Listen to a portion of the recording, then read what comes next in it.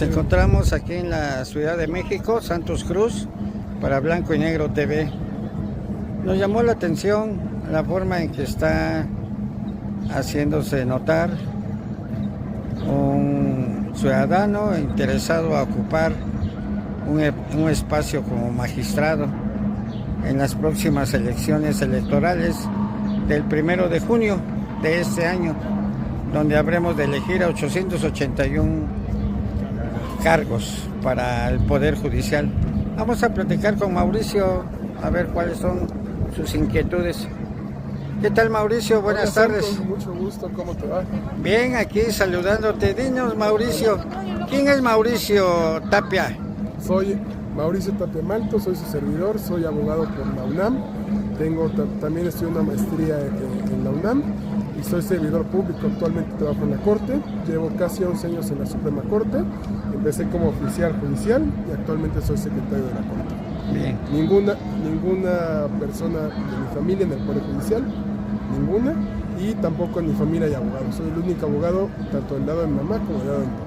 Perfecto. Ese es Mauricio. ¿Y cómo ves este proceso electoral, Mauricio? Es muy interesante, es por primera vez el 1 de junio, como tú lo mencionabas, Santos, el pueblo de México va a poder votar por sus ministros, por sus magistrados y por sus jueces. Va a ser un cambio muy importante porque más de la mitad de los cargos del Poder Judicial se renuevan.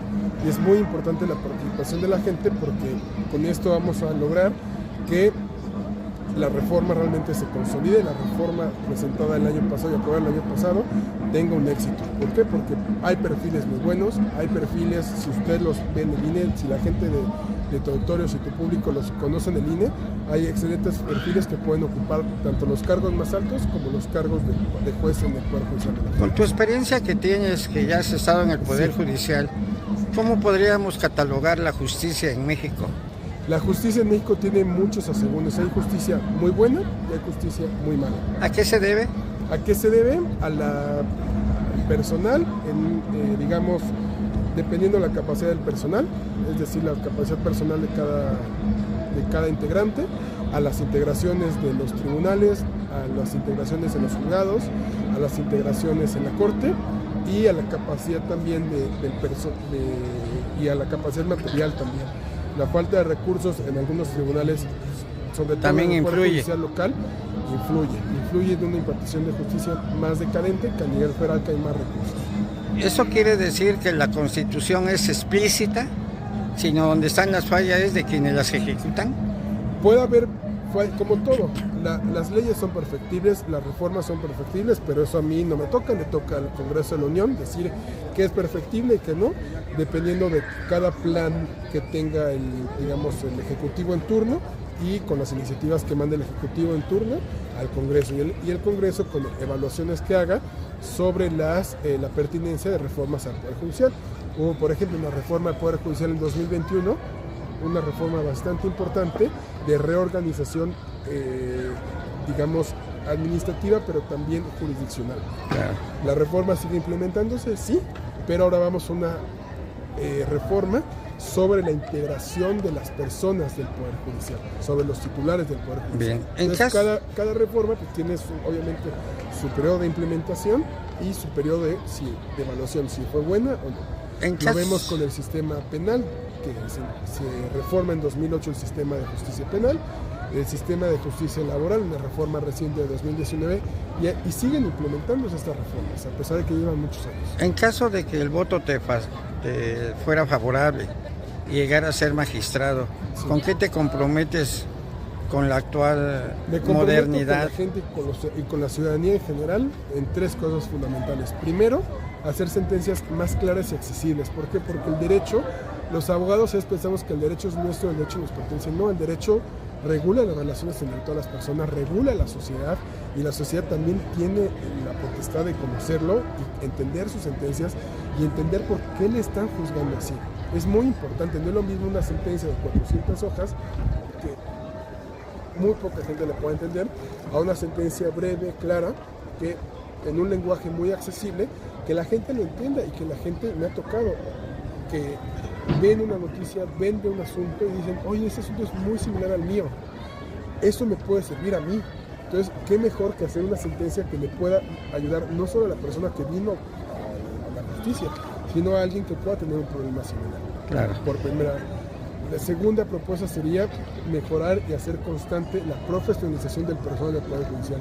Hay gente muy capaz y muy sólida, de formación muy sólida en el Poder Judicial, pero hay otra que debemos ayudarle también, ayudarle a superarse, ayudarle a tener mejor conocimiento, ayudarle en experiencia y renovar también y estar en constante actualización, en constante profesionalización, porque un sistema de justicia profesional es un buen sistema de justicia. Y por último, ser también más accesible a la gente, no quedarnos encerrados en trabajo de escritorio, ir a la calle, estar platicando con la gente, salir de la oficina a la calle, preguntar a la gente qué necesidades tiene, atender a la gente, es muy importante. La gente a veces simplemente con escucharla está por satisfecha, pues sí, ya perdí, pero me escuchas y la gente valora mucho que le escuchen, claro. Es algo que tenemos que hacer. ¿De dónde eres? Yo soy aquí originario de la Ciudad de México. Mamá Tamaulipeca, mi papá de aquí de la Ciudad de México, pero... ¿Cuántos años? Tengo 30 años de edad. Sí. ¿Tu color preferido? El amarillo, mi color favorito. ¿Algún paisaje, algún estado que te traiga? Bueno, México es precioso. México desde... La Ciudad de México. Norte, desde la Ciudad de México, bueno, desde Baja California, desde Sonora. El norte es muy bonito, obviamente Jalisco, Guadalajara. El Pacífico es precioso, Mazatlán, las Islas Marías que tuve la oportunidad de conocer el año pasado después de una muy interesante labor de reconversión de prisión ¿Algún federal. Personaje que te haya motivado para tu profesión? Para mi profesión es difícil, muchos personajes tal vez de la historia de México me pueden haber motivado. Son infinidad, desde el espíritu de Juárez, desde el nigromante, desde toda esta época del siglo XIX, en mediados del siglo XIX, de un pensamiento nacionalista, pero nacionalista también en cuanto a institucionalización del Estado mexicano, que es muy importante.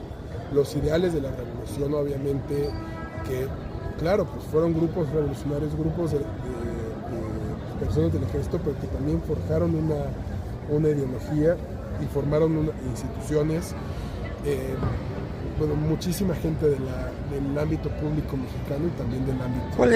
¿Cuál sería tu opinión de la política social que vivimos hoy en México? Bueno, la política social en México creo que al menos en la parte de ayudar a la gente más necesitada es algo bueno, es algo noble. Nadie quiere ver un país con gente de miseria extrema, nadie quiere ver un país con gente que no tenga para comer. Eso es inaceptable completamente en un país tan generoso como lo es México, como quien me está escuchando, como tú, Santos, como yo, sabemos, este país es inmensamente rico, este país da para muchos años, nos da vida, nos da todo, prácticamente. ¿Y qué hay que aportar para hacer lo que tú y estar viviendo como lo que tú planteas? Hay que aportar mucho, hay que aportar lo que cada quien pueda aportarle a este país. Yo puedo aportarle tal vez conocimiento jurídico, se lo aportaré. Yo puedo aportarle experiencia, le puedo aportar solidez, honestidad, le puedo aportar amor a este país, porque es muy importante también hacer las cosas con amor y hacer las cosas con vocación. Si a uno le gusta lo que hace, hay que luchar por ello, seguir luchando con ello y apoyar al país con ello desde donde podamos hacerlo. ¿Algún mensaje final para esta plática para Blanco y Negro? Pues a todos los amigos, amigas de Blanco y Negro y a ti, Santos, por esta espontánea entrevista que me haces, pues un saludo, participen, es importante participar en la próxima elección del 1 de junio, es importante conocer a los candidatos. ¿Hay garantía para esta elección? Claro que hay garantía para esta elección, los candidatos fuimos evaluados en cuanto a nuestro perfil profesional, en cuanto a nuestro conocimiento. La mayoría de los candidatos considero que son muy buenos y quien sea electo como juez, como magistrado, como ministro, seguramente desempeñará una labor, sobre todo en beneficio del pueblo. Gracias, Mauricio. A ti, Santos. Para Blanco y Negro, Santos y Cruz. Aquí estamos, si usted vota en Cuauhtémoc y Miguel Hidalgo, no lo dude, boleta rosa número 45. Excelente. Gracias, felicidades y éxitos, amigos. Muchas gracias, saludos a todos.